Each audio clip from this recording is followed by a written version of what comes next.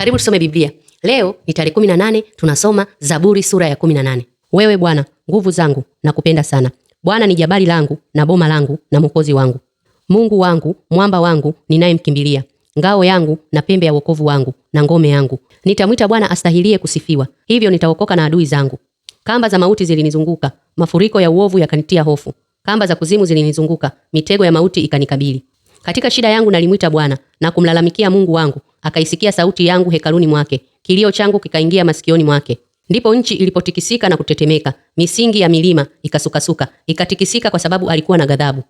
Kukapanda moshi kutoka puani mwake, moto ukatoka kinywani mwake ukala. Makaa yakawashwa nao. Aliziinamisha mbingu akashuka, kukawa na giza kuu chini ya miguu yake. Akapanda juu ya kerubi akaruka, naam, aliruka upesi juu ya mabawa ya upepo. Alifanya giza kuwa mahali pake pa kujificha, kuwa hema yake ya kumzunguka, giza la maji na mawingu makuu ya mbinguni.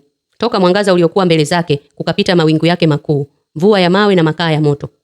Bwana alipiga radi mbinguni, yeye aliye juu akaitoa sauti yake, mvua ya mawe na makaa ya moto.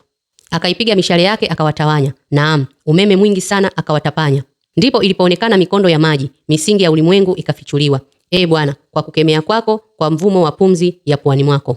Alipeleka kutoka juu akanishika na kunitoa katika maji mengi.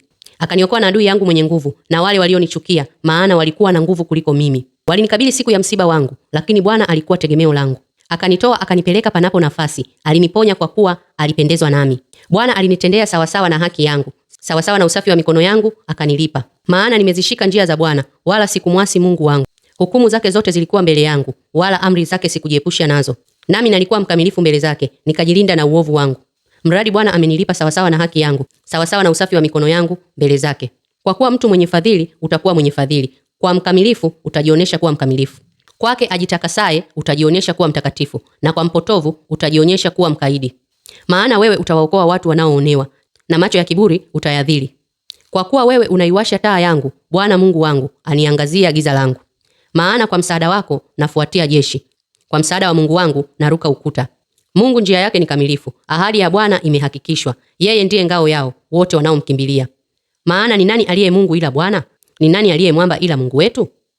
Mungu ndiye anifungaye mshipi wa nguvu, naye anaifanya kamilifu njia yangu. Miguu yangu anaifanya kuwa ya kulungu na kunisimamisha mahali pangu pa juu. Ananifundisha mikono yangu vita, mikono yangu ikaupinda upinde wa shaba. Nawe umenipa ngao ya wokovu wako, mkono wako wa kuume umenitegemeza, na unyenyekevu wako umenikuza. Umezifanyizia nafasi hatua zangu, na miguu yangu haikuteleza. Nitawafuatia adui zangu na kuwapata, wala sitarudi nyuma hata wakomeshwe. Nitawapiga piga wasiweze kusimama, wataanguka chini ya miguu yangu. Nawe hunifunga mshipi wa nguvu kwa vita, hunitiishia chini yangu walioniondokea. Naam, adui zangu umewafanya wanipe visogo, nao walionichukia nimewakatilia mbali. Walipiga yowe lakini hakuna wa kuokoa, walimwita Bwana lakini hakuwajibu. Nikawaponda kama mavumbi mbele ya upepo, nikawatupa nje kama matope ya njiani. Umeniokoa na mashindano ya watu, umenifanya niwe kichwa cha mataifa. Watu nisiowajua walinitumikia. Kwa kusikia tu habari zangu, mara wakanitii. Wageni walinijia wakinyenyekea. Wageni nao walitepetea, walitoka katika ngome zao wakitetemeka. Bwana ndiye aliye hai, na ahimidiwe mwamba wangu, na atukuzwe Mungu wa wokovu wangu. Ndiye Mungu anipatiaye kisasi na kuwatiisha watu chini yangu. Huniponya na adui zangu, naam, waniinua juu yao walioniinukia, na kuniponya na mtu wa jeuri. Basi Bwana, nitakushukuru kati ya mataifa, nami nitaliimbia jina lako. Ampa mfalme wake wokovu mkuu, amfanyia fadhili masihi wake, Daudi na mzao wake hata milele. Hilo ndilo neno la Mungu kwa leo. Tarehe 18 tumesoma Zaburi sura ya 18 yote. Amen. Siku ya leo tunaenda kufanya hili zoezi. Chukua mstari mmoja wa Biblia. Kwa mfano, mimi nachukua mstari wa kwanza. Wewe Bwana, nguvu zangu, nakupenda sana.